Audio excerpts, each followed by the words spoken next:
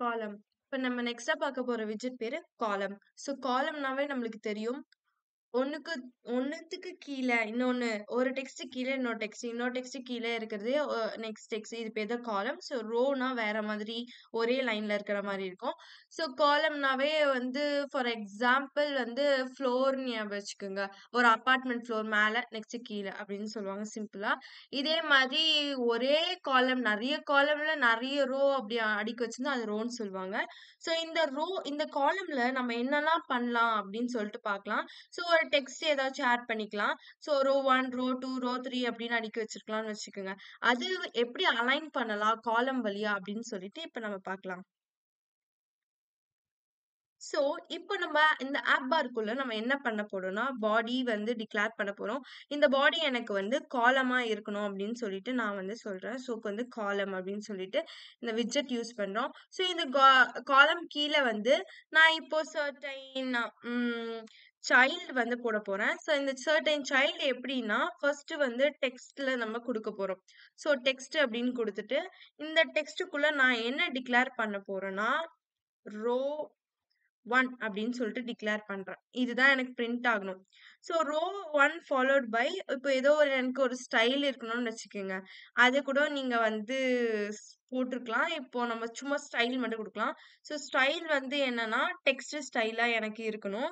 So அந்த text வந்து எதனா ஃபாண்ட் வழியா உங்களுக்கு வேணுமா? எஸ் ஒரு ஃபாண்ட் இருக்கணும்ல. ஸோ இந்த ஃபாண்ட் வந்து நான் காமனா எல்லாத்துக்குமே வந்து 18 அப்படின்னு சொல்லிட்டு குடுக்குறேன். ஸோ இது வந்து ஒரு ஆ சிம்பிளான ரோ தான் இது. ஸோ இதே போல ரோ வந்து நம்ம வந்து இன்னும் 2, 3 வந்து போட்டுக்கலாம். ஸோ ஒரு 3 ரோ நான் வந்து இப்போ போடுறேன். இந்த ரோ நம்பர் 2ன்னு சேஞ்ச் பண்ணிக்கலாம். இதுவும் நம்ம ரோ நம்பர் 3ன்னு சேஞ்ச் பண்ணலாம். மத்த டெக்ஸ்ட் ஃபாண்ட்லாம் எனக்கு எந்த சேஞ்சஸும் வேண்டாம். ஸோ இப்போ வந்து எனக்கு ஒரு சைஸ் பாக்ஸ் வேணும் அப்படின்னு சொல்லிட்டு நான் குடுக்குறேன். ஸோ வந்து சைஸ் பாக்ஸ் வந்து டிக்ளேர் பண்றேன். அந்த சைஸ் பாக்ஸ்க்குள்ள ஒரு ஹைட் வந்து குடுக்கணும். அந்த ஹைட் எனக்கு எப்படி இருக்குன்னா 20ல இருக்கணும் அப்படின்னு சொல்லிட்டு டிக்ளேர் பண்றேன். ஸோ இது ஃபாலோட் பை உங்களுக்கு இது ரோ 1, ரோ 2 தான் வேணுமா? வேற எதனா டெக்ஸ்ட்லாம் வராதான்னு கேட்டா, டெக்ஸ்ட்டும் ஆட் பண்ணிக்கலாம். ஸோ டெக்ஸ்ட் அப்படின்னு சொல்லி நான் குடுக்குறேன்.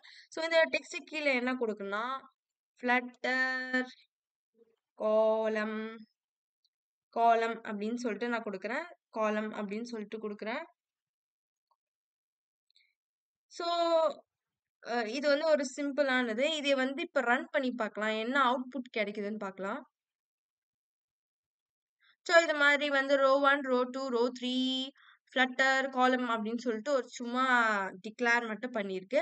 So okay. இத வந்து இங்க மட்டும் தான் பிளேஸ் பண்ண முடியுமா? எனக்கு ரொம்ப ஒட்டி இருக்கே. இதெல்லாம் நம்ம சேஞ்ச் பண்ண தேவையில்லையா? அப்படின்னு கேட்டா, இதுக்கு ஒரு விட்ஜெட் இருக்கு. இப்ப என்ன பண்ணா, காலம் கீழ என்ன பண்றீங்கன்னா, கிராஸ் அப்படின்னு சொல்லிட்டு நீங்க போடணும். கிராஸ்ன்னு போட்டா கிராஸ் ஆக்சிஸ் அலைன்மென்ட் வரும். இந்த கிராஸ் ஆக்சிஸ் அலைன்மென்ட் வந்து நீங்க எங்க வேணா சேஞ்ச் பண்ணிக்கலாம். ஃபார் எக்ஸாம்பிள் எனக்கு வந்து அட் த எண்ட் வேணும்னா எண்ட்லயும் பண்ணிக்கலாம். ஸ்டார்ட்டிங் வேணும்னா ஸ்டார்ட்டிங்லயும் பண்ணிக்கலாம். உங்களோட விஷ் தான். ஃபர்ஸ்ட் நான் வந்து ஒரு எண்ட்ல வேணும் அப்படின்னு சொல்லிட்டு நான் குடுக்குறேன். ஸோ இப்ப ரன் பண்ணி பார்க்கலாம்.